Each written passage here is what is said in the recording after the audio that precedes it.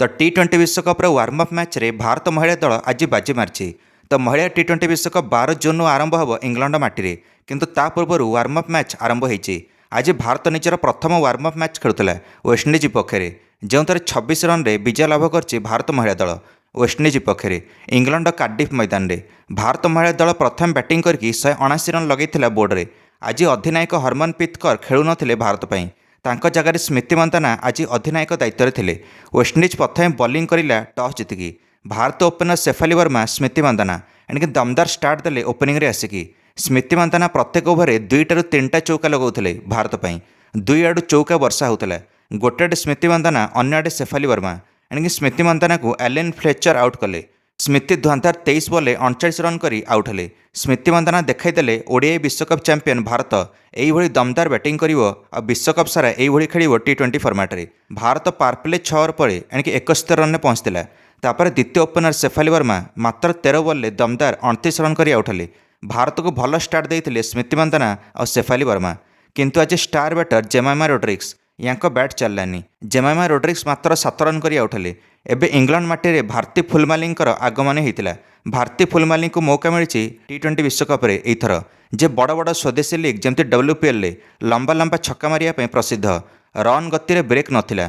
गोटे आडे भारती फुलमाली अन्य आडे प्रहार करते यास्तिका भाटिया। यास्तिका भाटिया आज निजर शक्ति प्रदर्शन करते। इंजुरी ओडीआई विश्वकप खेली पार नथिले यास्तिका भाटिया, किंतु T20 विश्वकप रे कमबैक करचंती यास्तिका। यास्तिका आज पूरा फॉर्म रे थिले। यास्तिका और भारती फुलमाली दुहे मिसिकी भारत स्कोर को एणिक मात्र 15 ओवर 145 रन पहुंचाई। आज प्रथम छक्का भी भारती फुलमाली मारिले भारत पई। भारत 200 आड़े पलि था, किंतु यास्तिका भाटिया एवं आउट होगले एलेन फ्लेचर ओवर 36 रन करके। यापर भारतर विकेट छड़ी लगिला। रिचा घोष आसिले और बिना खाता खोली आउट हेले।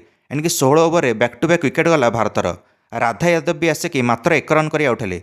एबे केवल भारती फुलमाली एकला भारत स्कोर को आउको नौथिले। अन्य आड़े तो विकेट जाउथला भारतर।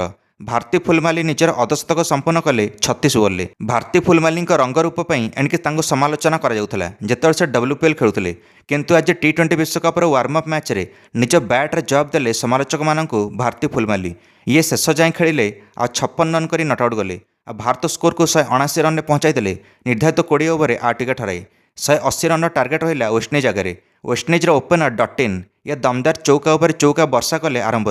एणिक वेस्टइंडीज ओपनर डटिन और कैम्बेल ये 2 जण मिसिकी वेस्टइंडीज स्कोर को 9 ओवर 59 रन पहुंचाई देले। तापर रेणुका सिंह ठाकुर आसिले और रेणुका आसिक आउट करदे प्रथम ओपनर कैम्बेल को। कैम्बेल विदा हो गले 25 रन करके। प्रथम 10 ओवर सरथिला। वेस्टइंडीज को 60 ओवर आउ 109 रन दरकार थाए। एबे आसिला श्रियंका पाटिल दमदार स्पिन बॉलिंग। श्रियंका का बॉल पड़ी एते जोर भीतर को पशिला जे वेस्टइंडीज बैटर क्वीना जोसेफ सीधा बोल्ड हो गले। Shreyanka Patil back to back 2टा विकेट नेले गोटे ओवर।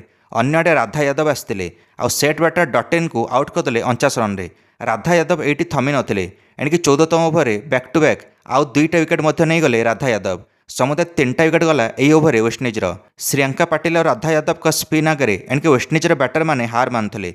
एणिक श्रियंका और राधा यादव ये 2 जण आरंभ वार्म अप मैच रे एणिक निजर दबदबा देखा आरंभ करचंती T20 विश्वकप रे। तापर श्रियंका पाटिल निजर बाकी थिबा ओवर आउ 2टा विकेट नहीं गले आउ 4टा विकेट संपन्न कले श्रियंका। आ वेस्टइंडीज मात्र 153 रन पहुंचला निर्धारित 20 ओवर 8 विकेट हराई आउ 26 रन वार्म अप मैच रे हारीगला वेस्टइंडीज भारत ठारू। राधा यादव 3टा विकेट नेले और श्रियंका पाटिल 4टा। तो कौन लगुच जमी भारत महिला दल वार्म अप मैच जीतिला से T20 विश्वकप भी जीति पारिबो कि इंग्लैंड माटी रे, जेमिति 2025 रे ओडीआई विश्वकप जीतिला भारत दल प्रथम थर पई। निश्चय मंतव्य कमेंट दे वीडियो को लाइक और चैनल को सब्सक्राइब करदे समस्त क्रिकेट अपडेट्स पई। धन्यवाद।